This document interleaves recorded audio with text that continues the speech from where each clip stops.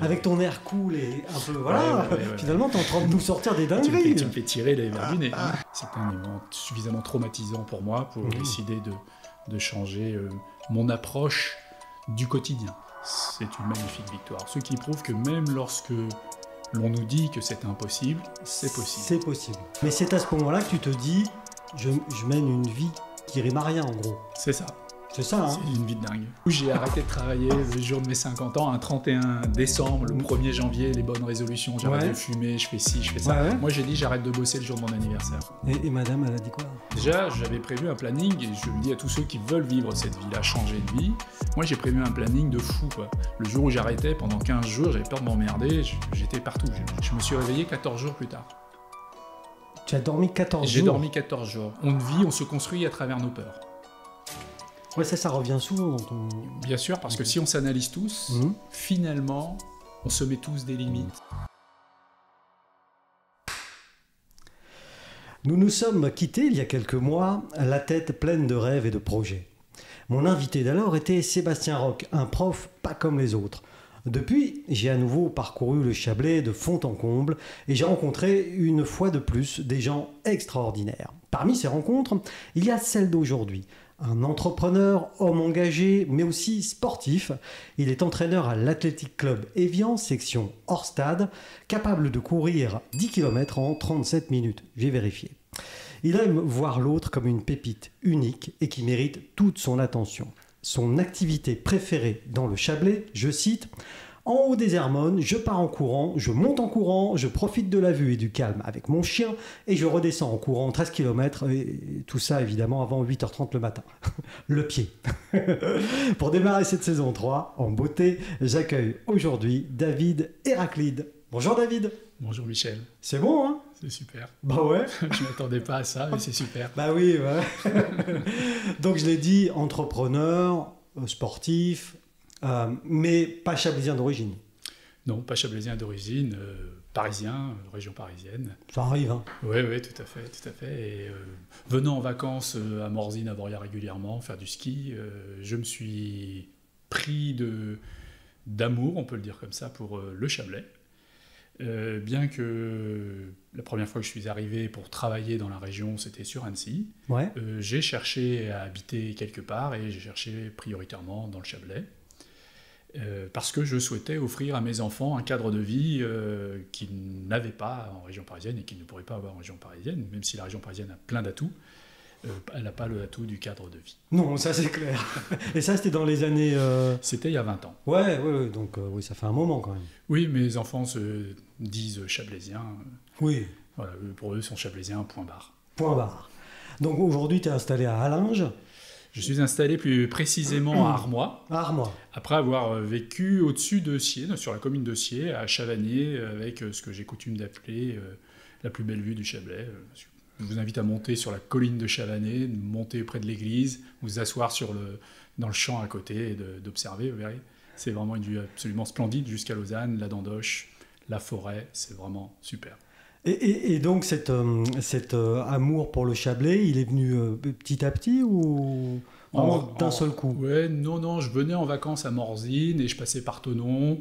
Du coup, j'ai créé des amitiés parce que je venais assez facilement là-haut. Ouais. Et puis, c'était des profs de ski qui habitaient ici.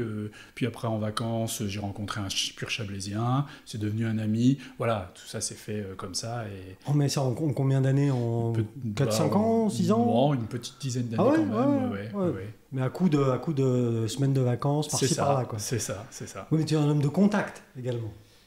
Ça fait partie, je l'espère en tout cas, de mes atouts. Moi, je pense, dans toutes mes réflexions, mon regard, l'homme est au centre, réellement au centre. Et ce n'est pas un élément que l'on peut bouger. Pour moi, il y a l'environnement, la nature tout simplement, plus que l'environnement, et l'homme. Voilà, les deux sont les mêmes battements d'un cœur. Et j'essaye systématiquement de faire en sorte que les deux perdurent et durent dans mon quotidien. C'est un peu ce que je disais au début, cette sorte de pépite. Toi, ça te tient à cœur. Tu vois l'autre comme une pépite. Oui. Alors, il y a un trait comment on peut appeler ça, une phrase que je me remémore assez souvent, que je dis très souvent, c'est « je suis ce que je suis, et ce que je suis, c'est super, parce que je suis unique ». Et je sais que c'est difficile à entendre pour beaucoup de gens, à comprendre pour beaucoup de gens, mais je considère que chaque individu est un et un seul. Et par conséquent, ce que l'on voit, c'est uniquement ce que l'on a envie de voir. Mais peut-être qu'il y a autre chose, et je cherche à lui faire voir à lui-même qu'il est autre chose, sans doute différent. Est-ce que c'est mieux, pas mieux? Ça n'a pas beaucoup d'importance. Mais prendre confiance en lui, s'aimer. S'aimer avec un grand A. Vraiment s'aimer. Et quand on s'aime, eh bien, on se rend compte qu'on est plein de qualités et qu'on peut faire plein de choses. Et sans doute, un tas de choses qu'on s'interdisait, on ne se les interdit plus. Parce qu'on va tout à coup faire face à des peurs que l'on ne contrôle pas, consciente, inconsciente, subconsciente, peu importe. Mais petit à petit, on va s'y confronter, se rendre compte que c'était une peur, c'est plus une peur, finalement c'est une force aujourd'hui. Voilà, donc du coup, chaque individu, chaque personne sur cette terre est pour moi une pépite. Et quand je suis sur les réseaux, etc., je m'appelle entraîneur de pépites. Oui. Et je m'amuse des réactions. Je m'amuse des premières réactions, et ça me permet de filtrer, de me rendre compte que finalement, la personne qui est en face de moi est elle-même perclue de peur. Et qu'à travers ce mot « entraîneur de pépites », elle me place là ou là. Et moi, ça me permet simplement d'adapter mon discours et mon attitude vis-à-vis d'elle. Ouais, non, mais je bois tes paroles. et du coup, alors on va, puisque ça, c'est quand même très proche aussi de ton... alors je ne sais pas si c'est une passion, si c'est un métier, pardon, mais de ta passion d'entraîneur. Je l'ai dit dans mon chapeau, tu es entraîneur au club athlétique d'Évian depuis quelques années quand même. Oui, oui. Hein, l'athlétisme, puisque c'est entraîneur d'athlétisme, course à pied ou tout sport. Moi, c'est course à pied, mais dans le club, il y a toutes les disciplines, évidemment. Toi, c'est course à pied. La course à pied chez toi, elle est là depuis longtemps ou c'est arrivé quand tu as débarqué dans le Chablais? Elle est là depuis très longtemps, puisque j'en ai pratiqué assez jeune. Hein. Je viens du foot, donc j'ai fait foot.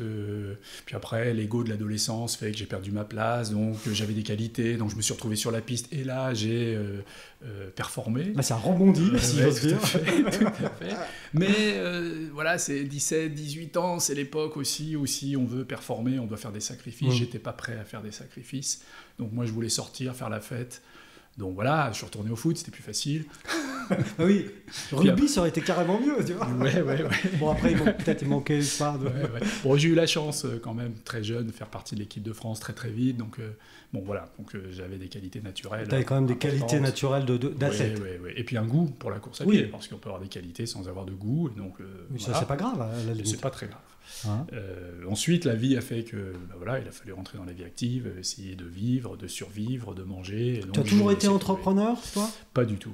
Non. Pas du tout. J'ai commencé, j'ai eu une grosse partie de ma vie, c'est salarié, tout simplement. Et donc j'ai commencé par des petits jobs, et ainsi de suite. Et puis j'ai eu la chance de rencontrer quelqu'un qui m'a fait rentrer dans son entreprise. À l'époque, il avait 5 ou 6 magasins, donc c'était déjà lui un bel entrepreneur. Des magasins de... C'était à l'époque des magasins de photos, donc je découvrais aussi un côté artistique de ma personne, que j'ignorais d'ailleurs, qui était la photographie. Oui. Et puis pendant 20 ans, je suis resté avec lui. Et puis, lui m'a quitté avant, puisqu'il a pris sa retraite bien avant moi. Et il avait 3000 magasins. Ah oui. Dans le monde. Ah oui. Du coup, j'ai progressé avec lui aussi. Ouais. Oui, non, mais là, on n'est pas sur un truc petit photographe du... Non, même non. si Même si c'est bien, le petit photographe du coin. Mais on est sur une vraie réussite, peu connue. Ouais. Mais effectivement, il a commencé avec un magasin. Un magasin. Un seul magasin. Et au moment de la retraite, 3000. Oui. Dans le monde. Oui, et puis pas que de la photo. Je vais vous donner des noms que vous connaissez. Général d'Optique, Grand Optical. Ah oui, bien sûr. Voilà, tout ça, c'est lui. C'était lui. C'était lui, d'accord. C'était lui, oui. Et donc, toi, tu progresses avec lui dans la société. C'est ça. Et quand il s'en va, c'est toi qui en hérite, entre guillemets? Oui, non, quand il s'en va, en fait, il s'en va juste avant, parce que c'était un entrepreneur de génie, donc sans doute avait-il aussi une capacité à détecter les révolutions technologiques, en tout cas les changements de consommation des clients avant tout le monde. Donc il a revendu. D'accord. À Orange, au moment de la révolution numérique. C'est-à-dire que nous, on était pour les plus anciens, en tout cas, dans le cœur de métier qui était Kodak, la photo, une entreprise aussi connue que Coca-Cola. Oh oui, Kodak, oui. Et qui a juste disparu en 18 mois. Disrupté. Disruption totale. Ah bah oui. 18 mois. Une entreprise plus que centenaire. Un mastodonte. Ouais. Too big to fail. Hein. Bah oui. non, too big, mais pas to fail. oui, là, oui. Voilà, qui est parti. Et donc, ça a été une vraie révolution, vraiment très, très, très dure à vivre pour tout un pan, tout un métier. Voilà. Et donc, les téléphones sont arrivés par-dessus. Aujourd'hui, c'est toujours un des arguments de vente pour vendre un téléphone toujours mieux en photo. Oui, voilà, la photo, voilà. c'est un argument pour vendre un téléphone. C'est ça. Ce qui, à l'époque, était... Qui était aussi un argument de vente, mais qui n'était pas terrible, mais qui était un argument de vente. Et donc, voilà. Donc, toi, qu'est-ce que tu fais? Tu changes de carrière? Pas du tout. J'accompagne cette évolution-là, parce que je me sentais parfaitement bien dans cette entreprise. Et il se trouve qu'à titre personnel, j'ai vécu un événement très, très difficile dans le Chablais. Un événement, j'ai envie de dire aujourd'hui, connu par tous les anciens chablaisiens. C'est-à-dire que j'avais un enfant qui était dans le car, qui a été transpercé par le train au passage à niveau d'Allinges. Il se trouve que moi, cet enfant est encore vivant, mais c'était un événement suffisamment traumatisant pour moi pour décider de changer mon approche du quotidien. D'accord. Voilà, je n'étais jamais là, puisque j'avais une grande région, la moitié de la France quasiment, et donc voilà. Ah oui, toi, tu étais toujours sur la route. J'étais toujours sur la route, et donc j'ai décidé d'être là au quotidien. Et c'est cet événement précis qui... Oui, ça repositionne les valeurs. Voilà. Et quand je dis dans mon intro tout à l'heure que tu es un homme engagé, c'est aussi pour ça, parce que évidemment, il y a l'événement tragique, que tous les Chablaisiennes connaissent, enfin, a priori. Et il y a aussi la suite de ça, c'est-à-dire... Oui, j'ai décidé de m'engager, et donc avec d'autres, bien entendu, nous avons créé une association dont j'ai été le premier président. Il a fallu... L'association qui s'appelle... Le Sourire des Anges. Sourire des Anges. Qui est toujours active et très active, qui aujourd'hui évolue. Alors moi, j'y suis plus vraiment, même si j'observe, même si j'accompagne, mais je ne suis plus vraiment actif. Qui aujourd'hui fait partie des instances de sécurité sur les chemins de fer au niveau national et européen. Donc vraiment, c'est une association qui mérite d'être connue et d'être soutenue. Voilà. Mais à l'origine, nous avions besoin de permettre à tous ces parents qui avaient vécu quelque chose de très difficile, qu'ils aient perdu un enfant ou pas, de se construire, d'avancer, de se retrouver et de mener une action en justice, ce que nous avons fait. Et je me souviens là aussi de plusieurs discussions que j'ai pu avoir. Alors il y avait deux aspects, je ne voudrais pas trop m'éterniser, mais c'est important quand même. David. Sur ce groupe humain, eh bien, il a fallu à un moment donné faire vivre des gens qui étaient des extrémistes de tous bords d'un point de vue spirituel. D'accord. Donc, pour parler crûment des cathos intégristes, et de l'autre côté, des musulmans qui étaient fort pratiquants. Je ne vais pas dire intégristes, parce qu'ils n'étaient pas, mais très pratiquants. Donc, ces deux aspects, il a fallu, à un moment donné, qu'ils travaillent ensemble. Et ce n'était pas simple. C'était pas simple, parce qu'au milieu, il y a eu un suicide, il y a eu un prof qui s'est suicidé, que l'on a intégré dans l'association, on a intégré sa famille dans l'association, et donc ce n'était pas facile. Mais c'était une expérience tellement riche humainement, dont je suis fier, qui était très difficile, mais en tout cas humainement extraordinaire. Et donc cette association et ce drame n'aura pas été vain finalement, parce que finalement l'association est toujours très moteur pour la sécurité. Oui. Ça, et puis je me suis renseigné, mais peut-être tu vas me confirmer ça, aussi moteur pour le devoir de mémoire, parce que c'est important ça. Oui, alors, on maintient un devoir de mémoire, et comme dans toute association, il y a un noyau dur, donc nous on est encore 10, 12, 15, un noyau dur qui fait perdurer, etc. On arrive quelque part au bout après 13 ans. Oui, ça fait 13 ans. Il y a peu de temps, le 2 juin dernier, on a inauguré une stèle financée par le département. Peut-être je me trompe, mais c'est le département, l'agglo, c'est la Haute-Savoie qui a initié ça. Au niveau du passage à niveau d'Allinges, donc il y a une stèle, etc. Donc oui, on a fait en sorte d'avoir des traces qui soient tangibles, durables, et qui permettent aux enfants qui avaient entre 12 et 14 ans à l'époque, qui en ont 20 et quelques, qui aujourd'hui en ont entre 26 et une petite 30, 28, et on espère que peut-être que dans 40, 50, 60 ans, 70 ans, s'ils ont des besoins, émotionnel fort et qu'ils ont la nécessité de retrouver ça, eh bien, ils retrouveront ces stèles. Il y en a une magnifique au château d'Allinges, tout en haut, et puis une autre, vraiment sur le lieu de l'accident, au passage à niveau d'Allinges. De Mézinges, pour être précis. Oui, c'est Mézinges, pour être précis. Juste derrière, dans la zone industrielle. Voilà, ça c'était vraiment, c'est très important et ça va perdurer dans le temps. Et d'un autre côté, on a créé, on s'est battu avec la SNCF, puisqu'on a... on les a mis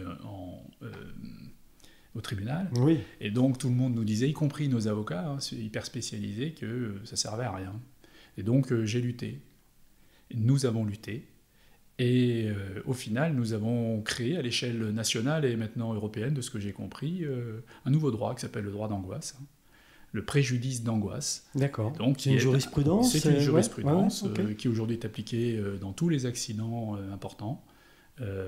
Qui permet d'indemniser les gens qui n'ont peut-être pas eu de dommages physiques, mais qui ont eu un dommage émotionnel fort. Et ça, c'est une belle victoire. C'est une magnifique victoire. Ce qui prouve que même lorsque l'on nous dit que c'est impossible, c'est possible. C'est possible.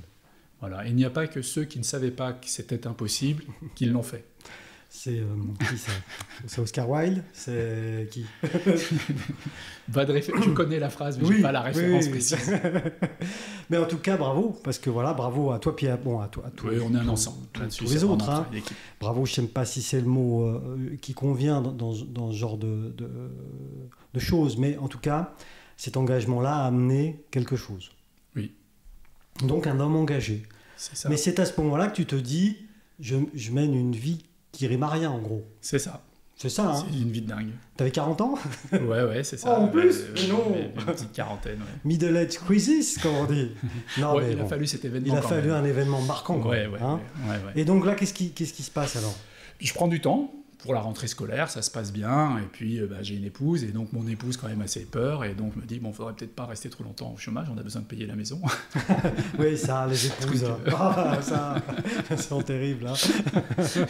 Donc, je cherche un boulot, je vais rentrer chez moi tous les soirs. Mais du coup, tu démissionnes de l'ancien job tout de suite? Ouais. Tout de suite? Tout de suite dans le mois, en fait, dans le mois. En fin juin, j'annonce que fin juin, tu te poses, tu passes l'été avec tes enfants et ta femme? Alors, je dis que je démissionne. Après, il y a les délais légaux, j'avais des responsabilités. Donc, voilà, non, je suis parti fin mi-septembre. Ok, mi-septembre, tu fais la rentrée tranquillement, tu fais tout ce que tu as à faire. Oui, exactement. Et du coup, madame, remet un coup de pression.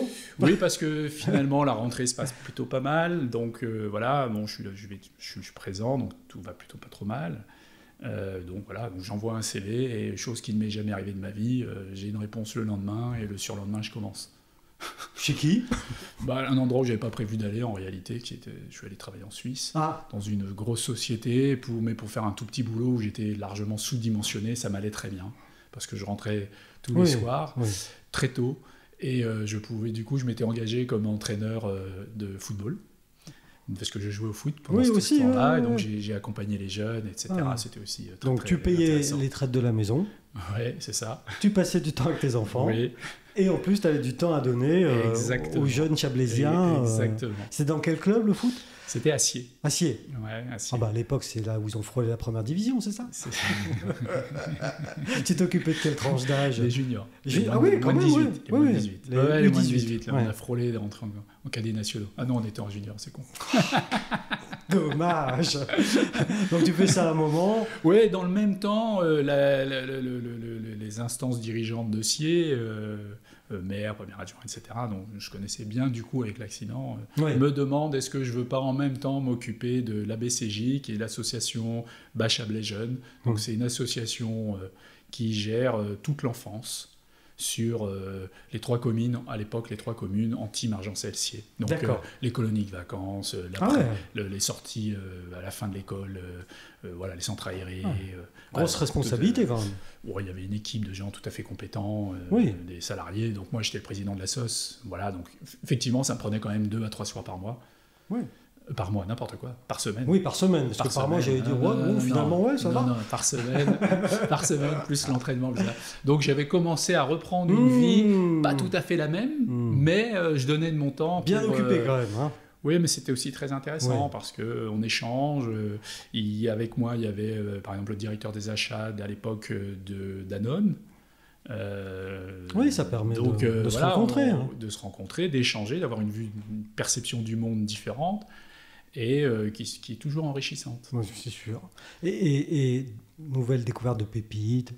C'est ça, des joueurs extraordinaires. Hein. En fait, quand Ouais. je les ai repris, on m'a demandé au football, on m'a demandé de l'aide parce que bon, voilà, ils allaient retomber. Et puis finalement, on a fini pratiquement au haut du classement. On a perdu que les 2 premiers matchs que j'ai pris, puis après on a fait tout gagner. Mais j'y suis pour pas grand-chose. C'est juste les gamins qui ont pris confiance. Hein, Oui, Et bah, qui tu leur ont as été dit quelque conscients chose, un truc, non? que c'était des pépites. Voilà, le Voilà. discours du président à un moment donné dans le c'était vestiaire. Ouais. Robert, il faut que tu muscles ton jeu, Robert. Disons que comme je n'ai pas vieilli, moi, j'ai toujours cet âge-là de 15, Ouais. 16, 17 ans. Je sais comment parler aux gamins de 16, 17 ans. Et du coup, l'effet président, ça a marché. Enfin là, c'est pas président, Là, c'était entraîneur. ça a parfaitement marché, oui. C'était une expérience tout à fait riche.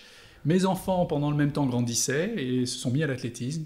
Il se D'accord. trouve qu'ils étaient à Thonon. Il se trouve qu'à Thonon, il n'y avait pas d'entraîneur sur les disciplines qui le faisaient, du demi-fond. Demi-fond, Voilà. le 1500, Voilà, 800, 1500. 800, 1500. Et donc, voilà, je suis arrivé à Thonon. Parce que vous aussi Commencé. avez physiquement des prédispositions, sans doute. Aussi, En tout non cas, ils avaient décidé de faire Ouais, ça. ouais, Ils ont fait presque tous les sports possibles dans la région. Donc Oui, non, mais. là, à ce moment-là, voilà. Bon, sans doute que les histoires de papa avaient envie. Oui, quand même, voilà, ça, mais ça bon, aide. c'était- Et ça du aide. coup, donc tu débarques au. Quoi, Ouais. alors, c'est au TAC C'était au TAC à Ouais. l'époque, ouais. Et puis petit à petit, moi, je prends la responsabilité du demi-fond. Voilà. Mais ça s'arrête là, en tant qu'entraîneur. Tu s'arrêtes là. Oui, parce que ça me prenait quand même pas mal de Ouais. temps et je ne voulais pas prendre d'autres responsabilités dans le Oui, dans le club. associative, dans le club, ça m'intéressait pas. Et donc, du coup, là, t'es toujours pas entrepreneur. Non, mais il se trouve que le job que je prends, Pépère, pour moi, en Suisse, moi, j'avais cette idée-là, mais pas eux. D'accord. Et eux étaient en phase d'expansion très importante. C'était quoi comme job pépère? Moi, j'avais une dizaine de magasins à gérer, quand j'en avais géré jusqu'à Oui. 300. Ouais, donc, bon, donc ça. c'était Pépère, Pour toi, je c'était rentrais chez pépère. moi, j'étais tranquille. Ouais. Bon, voilà. Et eux avaient une phase d'expansion, notamment sur la Suisse allemande, Ouais. etc. Et donc, 6 mois après, ils m'ont expliqué qu'ils venaient de racheter un paquet de magasins, qu'ils avaient une expansion à l'international. Et c'était reparti, quoi. Et c'est reparti. Et je me suis laissé prendre. Hmm. C'était intéressant, il fallait que j'apprenne le suisse allemand, je parlais pas un mot d'allemand, je refusais l'allemand. Donc, C'est dur, c'était assez sympa. Non, mais c'était très intéressant. En tout cas, voilà. Bon, en plus, ça a mis beaucoup de beurre dans les épinards, donc Oui, ça ne j'imagine. changeait rien. Ouais. Donc t'as changé Voilà. de maison, du coup. J'ai changé de maison, du coup. Changé de voiture. Mais surtout, moi, j'ai appris après quelques concepts, notamment le concept de l'habitus, c'est-à-dire que on est le produit de son passé, de ses passés. Donc, ses grands-parents, ses arrière-grands-parents, son statut social, sa famille, son environnement, tout ce qu'on veut. Donc, moi, j'ai jamais appris à investir dans la pierre, etc. Donc, j'ai une maison, c'est vrai, mais ça s'arrête là. Par contre, le fait de bien gagner ma vie, j'avais qu'une volonté, c'est que mes enfants puissent choisir leur destinée, leur choix, Ça, c'est confortable. en étant en total confort. Ouais. Voilà. Ça, c'est confortable. Moi, je viens d'un milieu où le seul objectif que l'on avait dans la vie, c'était peut-être d'arriver à travailler. Et manger. Ben, si on arrivait à travailler, Du on arrivait coup, à manger, ouais. sinon on allait mendier. Quoi. C'était à peu Ah près, ouais, c'était à peu ouais, près ouais, ça ouais. le deal. Ouais. Non, mais c'est important Bon, ce que tu dis. C'était ça, donc moi je voulais qu'ils choisissent leur vie, etc. Ils ont choisi leur vie, ils ont pu faire tous les choix qu'ils voulaient, comme ils le voulaient. Il n'y a jamais eu de frein de ce point de vue-là. Voilà, c'est Et ça ma c'était plus ça grande ton fierté. premier objectif. Oui, les mettre en sécurité de ce point de vue-là. Une fois qu'ils ont atteint les diplômes, etc., voilà, que moi j'étais conscient je ne pouvais plus rien faire pour eux, c'était à eux de faire, eh bien j'ai un tas de peurs qui ont lâché. Cette peur de ne pas pouvoir leur permettre de prendre le chemin qu'ils souhaitent. Vraiment, et d'aller l'explorer jusqu'au bout. J'en ai un, il est sur le même chemin, j'en ai un autre, il a changé en cours de route régulièrement, parce que c'était pas son truc. L'essentiel, C'était pas c'est de se grave. trouver. Voilà, et aujourd'hui c'est totalement trouvé, tout va bien. Du coup, moi j'ai lâché des peurs, j'avais plus besoin de gagner de l'argent en fait. Non. Et du coup, tu t'es monté avec ton chien en haut des Hermones. Et du coup, j'ai arrêté de travailler le jour de mes 50 ans, un 31 décembre, le 1er janvier, les bonnes résolutions, j'arrête Ouais. de fumer, je fais ci, je fais ça. Ouais. Moi j'ai dit j'arrête de bosser le jour de mon anniversaire. Et madame, elle a dit quoi? Eh bien, ils m'ont pas cru. Pendant 1 mois, 2 mois, j'ai rien entendu, sauf que moi je bossais de l'autre côté avec mon actionnaire principal, Ouais. et à qui j'expliquais que voilà, j'allais partir. Ouais. Lui-même m'a pas cru. Ouais. Et au bout de 3 mois, je suis allé le voir, je lui ai dit bon, maintenant Ça y est, je te je dis, pars. moi telle date je pars. Que tu veuilles ou que tu veuilles pas, je pars. Voilà. Donc on s'est mis d'accord sur les conditions de mon départ, et donc je suis parti. Et quand j'ai dit à mon épouse, dans 1 mois j'ai fini, là, ça a été panique à bord. À nouveau. Mais la maison était payée, c'est bon là, non? Non, la maison est toujours pas payée, mais c'est pas bien grave. C'est pas bien grave, c'est une peur qui... David, tu fais quoi? Pas. Oui. Solde-moi tout ça, qu'on n'en parle plus. Ah oui, C'est mais pas comme très ça, grave. tu as fait... Non mais alors, Ouais, là, comme ça. là, on rigole, Ouais. mais comme ça. Comme ça. J'imagine que pour elle, ça a dû être un... Oui et non. Oui, dans le sens où son confort pour ses évolutions personnelles à elle, elle s'est dit ça va être à risque, alors qu'en fait non. Puisque elle-même avait déjà changé un certain nombre de fois de vie, pour aujourd'hui être une naturopathe, gérer un magasin dans Thonon, Nature et Équilibre, 6 places du marché, je fais un peu de pub, j'en Mais place. profites-en. 6 places du marché, 6 à places du Thonon marché, là-bas. Nature et Équilibre, qui a fait des études de naturopathie, après Ouais. avoir été hôtesse de l'air, après avoir été responsable du service après-vente pour Louis Vuitton pour toute la Suisse, après avoir travaillé chez Gucci, chez Burberry, travaillé avenue Montaigne, Ouais. avoir passé un CAP à 40 ans, pâtisserie, Ah oui. travailler chez un boulanger à Douvaine, un pâtissier à Douvaine. Ça sent la, Elle la a voie s'est tracée. cherchée, Hein. elle s'est cherchée. Mais ça Et- cherche. Et puis, à un moment donné, elle a trouvé. Et aujourd'hui, elle est totalement épanouie dans ce qu'elle fait. Et c'est super. Du coup, ses peurs sont aussi parties assez vite. Parce qu'elle s'est regardée. Oui, Je lui ai dit, puis- écoute, observe ce que ton passé à Ouais, toi. moi aussi, je peux à un moment Et donné voilà. avoir Voilà, ces c'est à envies-là. moi. Maintenant, c'est à moi. Allez, donc toi, tu payes la maison. C'est pas un sujet Non, mais je en plaisante. réalité, mais je comprends que ta question permanente sur cette histoire de maison. Mais moi, c'est pas un problème. Ouais. Aujourd'hui, les choses matérielles sont là, je vais pas à me plaindre, mais c'était pas du tout mon ambition. Ce que j'ai fait, déjà, j'avais prévu un planning, et je le dis à tous ceux qui veulent vivre cette vie-là, changer de vie. Moi, j'ai prévu un planning de fou, quoi. Le jour où j'arrêtais, pendant 15 jours, j'avais peur de m'emmerder, j'étais partout, j'avais pas de place dans mon agenda. Hein. Et en réalité, je suis rentré, j'ai posé ma sacoche, tout ça. Oui, mais ça se passe comment ça Je suis rentré, j'ai posé ma sacoche, c'est passé ce qui se passe tous les soirs. Voilà, tranquille. Je me suis couché, Ouais. je me suis réveillé 14 jours plus tard. Tu as dormi 14 J'ai jours. dormi 14 jours. Je me levais simplement pour aller pisser, Oui. boire un bout de verre d'eau et encore, et j'allais me recoucher. Mon épouse a appelé le SAMU 2 fois. Ah oui. Oui, en panique. Mais non, mon corps avait besoin de dormir. J'ai bien dit mon corps, il avait besoin de dormir. Et donc, la tête n'ayant plus d'objectif, de nécessité, mon corps... Et j'ai pris conscience qu'il fallait définitivement que j'écoute mon corps. Plus que ma tête qui me mentait très souvent, finalement. Oui, parce qu'on arrive à se mentir à soi-même. Très bien. Clairement. Très, très bien. C'est facile. C'est le plus facile. Non, mais alors là, pardon. 14 jours de dodo. 14 quoi. jours. Oui. Ce qu'on appelle une cure de sommeil. C'est plus qu'une cure de sommeil, je pense. parce Ton que corps a tout j'ai lâché. tout lâché. Tout. Strictement tout. Je te raconte pas après comment j'ai eu mal un peu partout. Hein, Oui, parce que oui, j'avais oui, mal oui. partout, Et des ju- bobos, des machins Ouais. que inconsciemment peut-être j'avais Ouais. somatisé ou pas. Et au bout de ces 14 jours, il se passe quoi du coup Eh bien, je me réveille et je me dis... tu as mangé un peu quelque Oui, chose pendant ces ouais. 14 jours, je Ouais. me levais, mais quand je dis que j'ai dormi, mais je pense que je suis pas resté plus qu'une heure debout. Oui, voilà. À chaque Tu as fois. grignoté un truc par-ci, bu Mais un à chaque verre fois, d'eau. j'avais besoin de Et hop. repartir, ouais. Et ça repartait. Et donc là, au bout des 14 jours, tu suis bien, hein. Tu sens que j'imagine, ouais. Je suis bien. Ouais. Je vais Non, non. courir. Voilà, tu te réveilles, tu te lèves. Ouais, je vais courir. Et tu vas courir. Ouais. Ouais, mais au bout Je courais déjà beaucoup Ouais, avant, mais ouais, pendant ouais. ces 14 jours, pas du tout. Pas du Mais tout. je vais courir. Tu vas courir. Et puis pendant cette course dans la forêt, tout seul, le matin très tôt, je me dis, bon, ok, qu'est-ce que j'ai envie de faire? Qu'est-ce que j'ai envie de faire que je ne fais jamais, que je repousse au calendrier grec? Voir tous mes copains qui sont un peu partout depuis 10, 15, 20, 30 ans, qui sont un peu partout, que j'ai jamais le temps de voir parce qu'il y a le boulot, parce que, oui. etc. Là, j'ai du temps. Ouais. Et je me décide d'aller voir presque tous mes copains. Un peu partout dans le monde. Puis, J'en ai pas beaucoup en dehors de France, mais il y en a quelques-uns. Ouais, mais quand au même. vu de comme tu es sympathique et avenant, je pense que des copains, t'en as un paquet quand même. Je parle de mes vrais copains. Ouais, d'accord. Je parle pas des connaissances, je parle vraiment de mes copains. Des copains. Ouais, Le c'est- sang. Ouais, c'est ça. Et Ouais. puis j'y reste. Hein. Bon, j'y reste. Je m'incruste. Ouais, évidemment. Oui, parce que comme je suis disponible Oui, intellectuellement, oui. mentalement, je les écoute. Voilà, Et voilà. Donc comme je suis dans l'écoute, je suis là pour eux, quoi. bien Voilà, sûr. tout simplement. Ouais. Et c'était juste magique. Et ça dure Ça a duré, on va dire, 6 mois. tout de même. Ouais. C'était super. Et puis, tu as du temps pour toi. Du coup, plutôt que de penser au boulot ou à la banque ou je sais pas quoi, bah, tu penses à toi et ton esprit s'ouvre à d'autres choses. Tu es plus sensible à d'autres choses. Tu écoutes, tu comprends que ton ego, finalement, bah, faut peut-être le mettre un peu de côté. Faut essayer de le maîtriser le plus possible parce qu'il n'est pas là pour t'aider en réalité. Il est là pour te sauver la vie à certains moments et ça, c'est très bien. Mais le reste du temps, il est juste là pour te créer des problèmes. Donc, Non, mais... du coup, je pars faire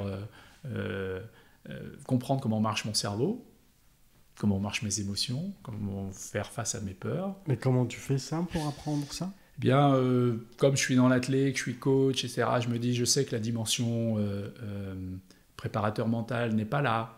Donc, je vais me faire une formation, mais je ne veux pas faire une préparation préparateur mental sportif. Oui. Je veux faire quelque chose qui me permette de comprendre tout le monde, pas que les sportifs. Même si, en comprenant les sportifs, on comprend beaucoup de monde. Oui. Mais pas que. Et du coup, je rencontre une fille comme ça, qui a développé une méthode pour aider les personnes en surpoids à... Ce qui n'est pas ton cas. Ce qui est loin d'être mon cas. À comprendre pourquoi elles sont en surpoids. Et je parle uniquement des personnes qui le vivent mal, donc celles qui font des régimes. Parce qu'il y en a qui le vivent bien. Oui. Et puis dans surpoids, il y a celles qui ont moins 500 grammes à perdre, qui sont déjà en sous-poids en fait, et qui considèrent qu'elles sont déjà trop grosses. Je ne parle pas des anorexiques, mais ça t'amène aussi à l'anorexie. Perception parfois. C'est toujours une question de perception de soi. Et donc, ça t'amène à l'anorexie, plus aux personnes qui sont en surpoids, etc. Et donc, tu rencontres cette femme qui fait cette méthode-là, et elle t'explique un peu les... Et elle me présente son processus, etc. Je décide de m'engager avec elle. Et donc, c'est une méthode extraordinaire, mais qui est extraordinaire en théorie, qui est très difficile à mettre en pratique, mais lorsqu'on y arrive, lorsqu'on est patient, et que l'on agit sur soi, au plus profond de soi, mais c'est très difficile, je le dis pour l'avoir expérimenté, ça donne des résultats extraordinaires. Au final, on perd du poids, peut-être pas autant qu'on aimerait, mais qu'est-ce qu'on se voit comme une pépite à la fin? Ton but? Mon but. Ok. Et donc ça, cette formation, ou je sais pas comment tu l'appelles, ça dure longtemps? Ça a duré à peu près 2 ans. Ah oui. Et ça a duré 2 ans, mais en même temps je travaillais, je faisais d'autres choses. Ouais. Et du coup, à quel moment alors tu reprends les rênes de quelque chose et tu te relances? Au bout de 10 mois, je me dis, je suis encore jeune, il faut peut-être que je prenne une petite activité qui me laisse du temps. Donc je mets des critères très précis. 8h, 8h15. En gros, je pars avec le principe que je vais acquérir une entreprise et y mettre quelqu'un qui va la gérer. D'accord. Ça, c'est ton but tout premier. C'est mon objectif premier. Voilà, pour me laisser du temps.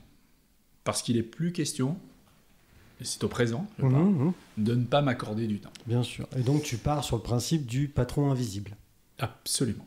Et ça, mais pas investisseur invisible. Non. Patron, mais qui peut se permettre de ne pas être au travail ou de partir parce que la neige vient de tomber ou qu'il y a un beau temps. Voilà. Ce que devrait pouvoir faire tout le monde. Quasiment tout le monde, et en tout cas tous les patrons. Non, tout le monde. Tout le monde. Ouais, ce que devrait pouvoir faire tout le monde. D'accord. Voilà. Mais après, c'est une approche personnelle, nous soyons d'accord. Et donc, du coup, tu te mets en chasse, comment ça se passe? J'utilise les réseaux sociaux, je fais appel à un courtier. Ce courtier me présente une société qui est gérée par un patron qui habite à Marseille, alors que sa société est ici à Thonon. À Thonon? Ouais, et lui, il habite à Marseille. Ah bon? Voilà, c'est un Marseillais en fait qui avait des projets, qui à un moment donné était tombé amoureux du Chablais, qui avait acheté une entreprise ici, qui est monté tout seul pour la faire vivre, mais son épouse au bout d'un moment assez rapidement a dit non mais c'est super le Chablais, mais Marseille c'est quand même bien. N'importe quoi. Mais n'importe quoi. Il a quand même gardé sa société 10 ans. Ah oui, tout de même. Ouais, mais à distance. À distance. Tous les trimestres. Donc c'est que c'était gérable à distance. C'était gérable. À distance. Exactement. Donc toi tu rachètes. Voilà. Donc ça, on est en quelle année là à peu près? On est il y a 8 ans maintenant. Ouais, 8 ans. Et du coup tu as mené ce projet-là. Et alors cette société elle fait quoi? Cette société, c'est une société qui fournit un service aux médecins de télésecrétariat. D'accord. Donc quand vous appelez un médecin, pas tous les médecins, mais quelques médecins du Chablais, eh bien, la plupart du temps, vous êtes amené à tomber aussi sur ma plateforme. On tombe sur un opérateur Sur une ou opératrice. ouais, c'est ça, une télésecrétaire qui va répondre et qui va vous donner un rendez-vous voilà, pour le médecin que vous appelez. C'est ça. Et ça tourne. Et ça, malgré Doctolib, ça tourne, oui, parce que là aussi, j'ai connu une disruption de marché Oui. très forte, le jour où je suis arrivé d'ailleurs. Avec Doctolib. Avec Doctolib. Donc, Oui, parce que toi, c'était avant Doctolib. C'était avant Doctolib. Voilà, Doctolib arrivait. Doctolib est une très très jeune entreprise. Oui. Et donc, oui. Donc du coup, il a fallu s'adapter. Ouais, donc tu t'es adapté. Je me suis adapté. Et ton rêve de patron invisible, entre guillemets, Ouais. bon, Alors, tu le mènes à bout ou pas? Oui et non. C'est-à-dire que oui, parce que au-delà du rêve de invisible, il y a 13 salariés, 13 collaboratrices, donc il y a quand même des ressources humaines, il y a des gens à gérer, etc. Donc il y a des gens à former pour pouvoir être capable de gérer au mieux l'ensemble de mes collaboratrices. Donc moi j'ai pris une de mes télésecrétaires que j'ai formée, qui ne croyait pas, une dame qui a aujourd'hui 52 ans, hein, donc pas été chercher non plus une jeunette, hein, mais qui était là, qui avait du potentiel, qu'on a toujours bridé ou qui s'est toujours bridé elle-même, je ne sais pas. La peur, toujours la peur. Oui, c'est ça. Et donc, elle a pris des épaules, de la largesse, et tous les ans, je lui donne toujours plus de responsabilités jusqu'à pouvoir être libre. Donc, de cette entreprise-là, tout ce cool côté opérationnel, qui est 98%, c'est bien elle qui le gère. C'est parfait. Mission accomplie. Ouais. Donc ça, c'est une entreprise qui fonctionne, pas de souci. Oui. Et tu as d'autres choses sous le feu? Oui, sous le coude? j'en ai parlé tout à l'heure, j'ai un magasin, Oui. donc il y a mon épouse qui s'en occupe, mais elle n'a pas d'appétence pour l'administratif. Ouais, d'accord. Donc c'est reste moi qui le gère. Donc, tu fais un peu les stocks, C'est ça, les tu relations payes avec les fournisseurs quand tu ça payes va des factures, pas. Voilà, c'est ça, la compta. Et elle fait la naturopathie. Ouais, c'est ça. Elle fait le conseil. On fait le conseil, le vrai truc. L'écoute et le conseil. Le vrai truc qui lui plaît. Elle a un don pour ça. Parfait. Elle a un don et qu'elle a du mal elle-même à accepter, mais elle a un don pour ça. Ça, c'est très bien. Et du coup, quoi d'autre? Parce que là, avec ton air cool et un peu... Voilà, ouais. finalement, tu es en train de nous sortir des dingueries. Tu me fais tirer les verres du nez. Mais non. J'aime bien être un peu tranquille, invisible, qu'on pense que j'ai un peu de mal à vivre au quotidien. Ouais. Pour les voisins, le fils sait très bien que je vis bien, mais pas mes voisins. Donc ça... tu es comme Giroud, tu achètes toujours la même voiture, de la même couleur, neuve, hein, mais toujours... Alors j'ai envie de dire, pour ça, le Covid m'a sauvé, parce qu'il me voyait souvent chez moi. Voilà, parfait. Et là, maintenant, ils disent qu'il est en télétravail. Donc, alors que moi, j'étais déjà chez moi avant. Chouette. C'était magique, c'est le côté super du Covid. Oui, ouais. Et du coup, alors... Il se trouve que j'ai un fils qui fait un doctorat en sciences sociales, etc. Et pour une raison que j'ignore, en tout cas un chemin qui m'a amené là, une société qui appartient à des Tonnonais d'adoption aussi, mais depuis très très très très longtemps, qui voulait se séparer de leur société, qui travaille en sciences sociales, dans l'automobile, dans le concept, dans l'innovation. C'est-à-dire que cette société, elle va analyser la perception du potentiel client dès le coup de crayon, dès l'aspect du design, des designers de telle ou telle marque. Et donc là, on va aller interroger un certain nombre de potentiels acheteurs dans le monde, d'ailleurs, puisqu'on ne va plus en Russie, mais avant, on allait aussi jusqu'en Russie. D'accord. Et la société est basée à Thonon. En tout cas, les propriétaires sont basés à Thonon, sont tonnonnais aujourd'hui, voilà. Donc tu as racheté ça? J'ai racheté ça pour ton fils. Oui. Il se trouve qu'il était en doctorat, et son doctorat l'amène sur d'autres chemins. Donc, du coup, j'ai dû faire autrement, et donc j'ai aussi mis une structure qui fait que ça tourne un peu sans moi. Parfait. Oui. Quoi d'autre? Alors David, c'est incroyable. Après, c'est des projets qui ne sont pas encore complètement... Si ce n'est pas abouti. Voilà, qui ne sont pas aboutis totalement. Totalement. Il y en a un qui est bien plus avancé que les autres, mais voilà. Je sais que tu as un projet, là, c'est d'aller te baigner au lac, mais ça, c'est pas pour tout de suite. C'est juste après. Ça sera juste après. Et du coup, y a, on en a parlé, mais il y a toujours le sport dans ta vie. Oui. Donc, évidemment, tu pratiques. Ça, c'est quasiment au quotidien pour toi, hein, oui. Et ça, c'est bien. Et il y a aussi cette section hors stade, Ouais. D'ailleurs, c'est rigolo parce que j'ai vu que les entraînements, c'était au stade. Oui. C'est très bizarre. Donc, c'est le lundi et le mercredi. C'est le lundi et le mercredi soir, voilà. À partir de 18h30 ou c'est quelque ça, chose comme 18h30. Ouais, ouais. Et donc là, toi, donc, tu es toujours Je suis entraîneur. entraîneur, oui, bien sûr. J'organise mon emploi du temps pour pouvoir être disponible ces 2 jours-là à 18h30. Ça peut arriver que je ne sois pas là, mais c'est assez rare.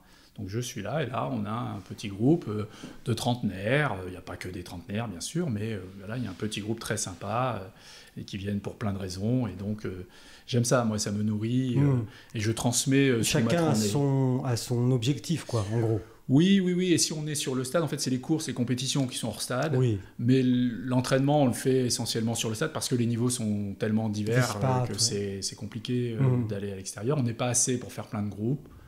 Donc, voilà, on ne fait qu'un groupe et avec une philosophie qui est essentielle pour moi, c'est faites-vous plaisir et voilà, quoi.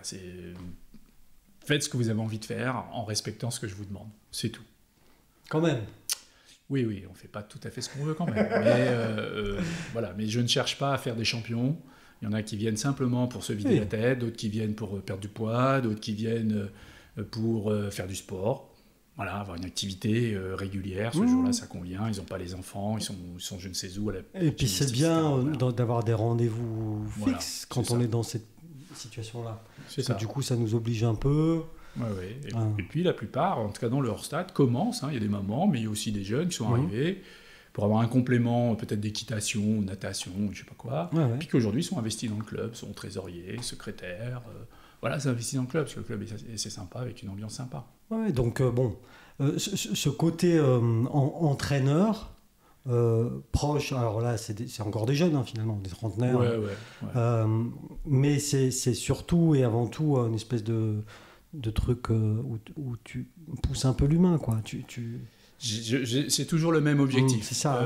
Aider les personnes, alors j'aime pas trop ce terme, mais à s'optimiser elles-mêmes sur le meilleur chemin qui leur permette de s'épanouir et de respecter les autres. Voilà. Pas plus dur que ça. Pas plus dur. Pas plus dur que ça. Bon, alors, et de s'épanouir vraiment. où est-ce qu'on s'inscrit, Vincent, du coup? On y va? Non, mais encore une fois, on vit, on se construit à travers nos peurs. Ouais, ça revient souvent dans ton... Bien sûr, parce que si on s'analyse tous, finalement, on se met tous des limites. À cause de nos peurs. À cause de nos peurs. Et comment on fait alors pour lutter contre ça? On doit accepter de s'aimer. C'est tout? Non, c'est pas tout. C'est le plus important, mais c'est aussi le plus dur. Bah oui. De s'aimer avec toutes ses facettes. Je suis ce que je suis, et ce que je suis est unique. Donc, ce qui est unique est juste merveilleux. On peut le dire. Bah, là, je crois que c'est le mot de la fin, non? C'est toi qui le dis. En tout cas, merci d'être venu jusqu'à nous, David. Et puis, pour les nouveaux projets qui sont un peu secrets, tu viendras nous en parler, peut-être à l'occasion. Si tu viens courir avec moi à 6h, puisque tu cours très tôt, oui. Mais que tu n'oses pas, tu as une peur, m'inviter à venir courir avec toi. Ce qui est faux. Donc, comme tu as cette peur, voilà. Eh bien, écoute, demain matin... 6h30, place des Arts. Voilà, nous irons donc tous les deux. Je te remercie en tout cas d'être venu. Tu étais notre première invitée de cette saison 3 et elle démarre très bien. Merci beaucoup. Merci Michel.